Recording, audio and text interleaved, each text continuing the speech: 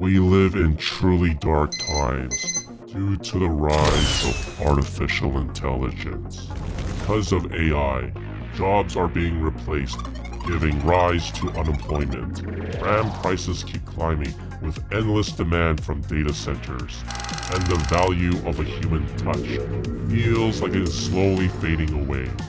With the prevalence of AI comes a quiet decrease in our own relevance. That is why I try to find meaning in the joys of yesterday.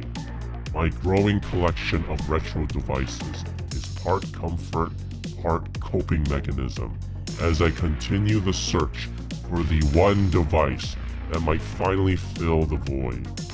Regardless, the pursuit of the device that will grant me purpose and fulfillment isn't over yet. It's just loading.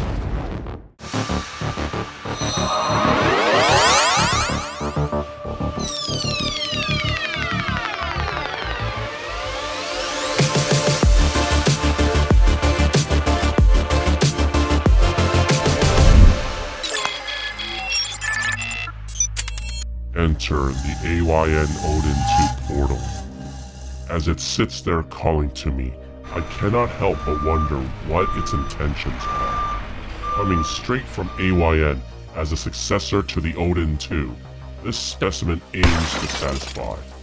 Are those perfectly lined contours meant for comfort or mental manipulation?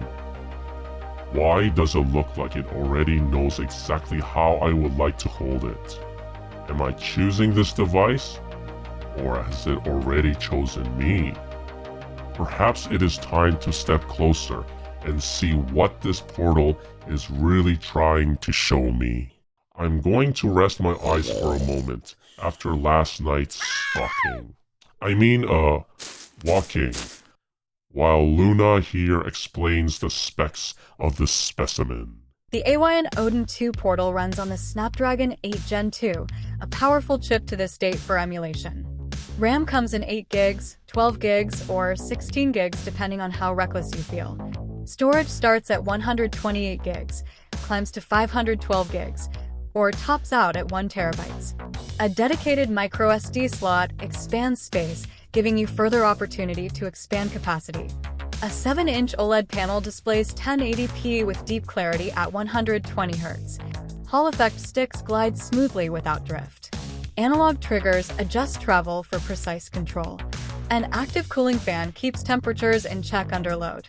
An 8000 mAh battery supports long sessions without begging for a charger. And finally, the Android 13 OS runs over a clean and straightforward launcher. I have returned. Now let's get a closer look at this portal. The OLED display makes colors pop and blacks look properly deep. Games look crisp, vibrant, and clean in a way that quietly steals your attention. The buttons respond with a confident click, the triggers feel deliberate, and the Hall effect sticks glide with a smoothness that feels precise. And there's an additional 2 buttons in the back of the specimen. Holding it gives a sense of control. However, it is relatively wider while at the same time being quite thin. This makes the overall feel of default gripping a bit cramped up and slightly uncomfortable. Which leads me to the next important topic, the accessories. Currently we have here the TPU grip, the carrying case, the screen protector, and the soft pouch. One thing to note is that if you have the TPU grip on, it will not fit in the carrying case. Aww. And although the screen protector is from AYN, it seems to be difficult to put it on without still having some air pockets of frustration. Nonetheless, I do have to recommend the TPU grip for the comfort. Just be cognizant that the carrying case would need to be a lot bigger than the one provided by AYN.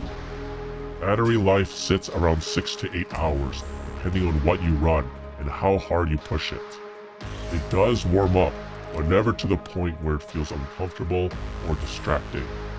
The cooling system does its job quietly, so you can focus on playing instead of monitoring temperature. The user interface is clean, responsive, and easy to navigate without feeling cluttered.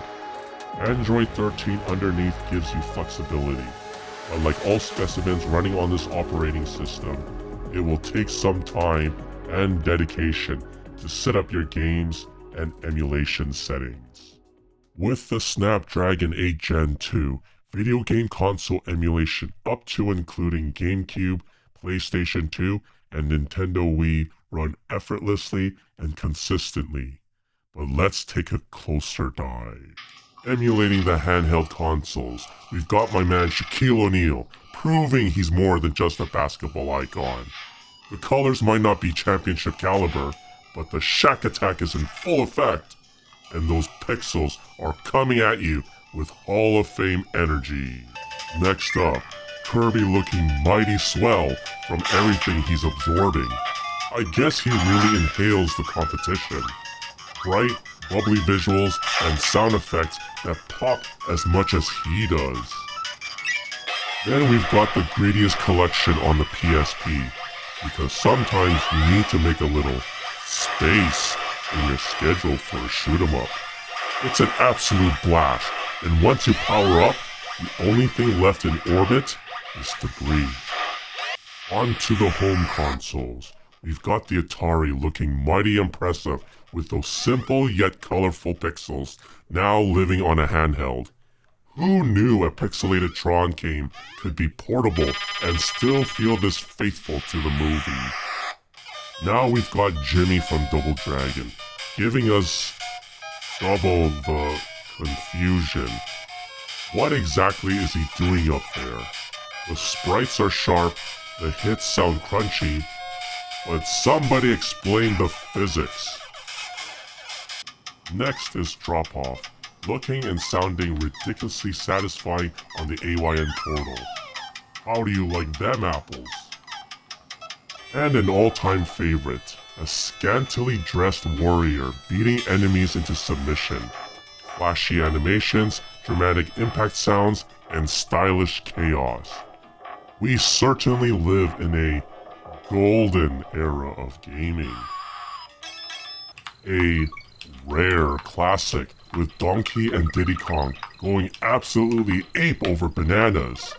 When it comes to the graphics and sound quality on the portal, this game certainly didn't monkey around here. My man Wolverine clawing his way to victory, and thankfully without having to put in all those quarters for each continue. Every slash carving straight through the screen. Short temper, sharp reflexes, sharper claws. One of the bounciest games I've ever seen, if you catch my drift. The character animations are impressively detailed, and the impact sounds leaves little to the imagination. Speaking of bounce, each Spikers has the players showing off serious athleticism, constant motion, sharp visuals, and that bounce physics being the focal point of this game. Yes, I was referring to the ball. Burnout Revenge. Just like my calm Sunday drive. Minor traffic violations, catastrophic collisions, and absolutely no insurance coverage. Finally on the Nintendo Wii, a galaxy of geometric shapes and non-stop explosions. Who knew geometry could be this interesting? I would have paid more attention in school back then. And now, we are approaching what I call the 3 Ds of the specimen. First up, my desires. The hulking OLED screen is so massive, it makes my manhood shrivel with intimidation. The controls and buttons have a satisfying touch that brings about pleasure upon contact. And the powerful CPU runs even PS2 and Wii emulation at high resolution without breaking a sweat. Kind of like following your idol all night without detection. Next up, my disgust.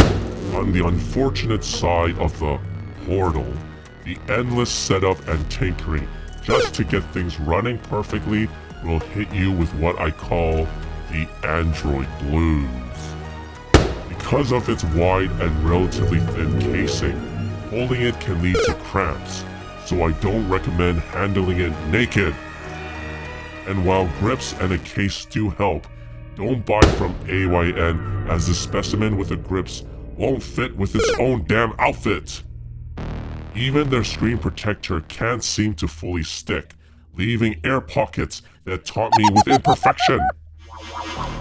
And finally, the deciding factors that one should explore to determine if this specimen is a portal to satisfaction and bliss, or a gateway into the abyss of despair. For every specimen with a display, you want to consider the types of games you want to play and their screen aspect ratio. This one is well suited for widescreen, but the big 7-inch size also makes it appropriate for 4:3 screen aspect ratio, as long as you don't mind the black pillar boxes on either side, or you can always use an overlay. The OLED is another consideration worth exploring. Would you want a premium aesthetic for a premium price? Next, the control scheme is quite well placed. Despite it being an analog stick-centric type of device, the access to the D-pad is well positioned, allowing for comfort. Just consider getting the grips to prevent any cramping. And lastly, to what degree do you need this device to be portable? Its battery life says yes for longevity, but the wide size says no to pocketability. So make sure you set your expectations before getting one of these specimens. Otherwise, the surprise will drive you to insanity. The AYN Odin 2 Portal is a powerful Android handheld that blends premium design with serious emulation performance. It feels like a device built for people who know exactly what they want from their handhelds and refuse to compromise. In the end, maybe we do not have to fear artificial intelligence taking over the world. If this is the kind of portal it opens for us, perhaps we have nothing to worry about.